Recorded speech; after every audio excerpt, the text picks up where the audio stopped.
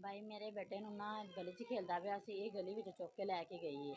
ਤੇ ਸਾਨੂੰ ਕਿਸੇ ਨੂੰ ਵੀ ਨਹੀਂ ਸੀ ਪਤਾ। ਮੈਂ ਤੇ ਮੇਰਾ ਅੱਬੂ ਸੀ ਗਲੀਆਂ 'ਚ ਲੱਭਦੇ ਰਹੇ, ਕਾਫੀ ਮਸਜਿਦਾਂ 'ਚ ਐਲਾਨ ਵੀ ਕਰਵਾਏ ਨੇ, ਲੇਕਿਨ ਸਾਨੂੰ ਇਹੀ ਸੀ ਕਿ ਵੈਸੇ ਬੱਚਾ ਨਾ ਗੁੰਮ ਹੋ ਗਿਆ। ਤਕਰੀਬਨ ਸੁਬਾਹ 6 ਵਜੇ ਤੋਂ ਲੈ ਕੇ ਮੇਰਾ ਬੇਟਾ 1 ਵਜੇ ਤੱਕ ਘਰੋਂ ਗਾਇਬ ਰਿਹਾ। ਅਸੀਂ ਕਾਫੀ ਲੱਭਦੇ ਰਹੇ ਲੇਕਿਨ ਸਾਨੂੰ ਨਹੀਂ ਲੱਭਾ। ਤੇ ਸਾਡੇ ਹਮਸਾਇਆਂ ਦਾ ਮੁੰਡਾ ਹੈ, ਉਹ ਜਾਂਦਾ ਹੈ ਦੁਕਾਨ ਤੇ, ਉਹਨੇ ਸਟੇਸ਼ਨ ਤੇ ਉਹਨੇ ਵੇਖਿਆ, ਉਹਨੇ ਸਾਨੂੰ ਫੋਨ ਕੀਤਾ, ਅਸੀਂ ਸਟੇਸ਼ਨ ਤੇ ਗਏ ਹਾਂ।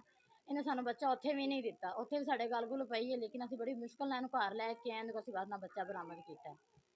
ਤੇ ਉਸ ਤੋਂ ਬਾਅਦ ਦਾ ਸ਼ਾਮ ਅਸੀਂ ਇਹਨੂੰ ਬੜਾ ਕੋਸ਼ਿਸ਼ ਕੀਤੀ ਹੈ, ਬੜਾ ਇਹਨੂੰ ਸਮਝਾਇਆ ਕਿ ਤੂੰ ਕਿੱਥੋਂ ਆਈ ਹੈ, ਕਿਵੇਂ ਤੂੰ ਬੱਚਾ ਚੁੱਕਣ ਆਈ ਹੈ। ਇਹਨੇ ਇਹੀ ਕਿਹਾ ਕਿ ਮੈਂ ਬੱਚੇ ਦਾ ਪੈਸੇ ਲਏ ਸੀ, ਮੈਂ ਕਿਸੇ ਦੇ ਕਹਿਣ 'ਤੇ ਚੁੱਕਿਆ, ਲੇਕਿਨ ਇਹਨੇ ਉਸ ਬੰਦੇ ਦਾ ਸਾਨੂੰ ਨਾਂ ਨਹੀਂ ਦੱਸਿਆ।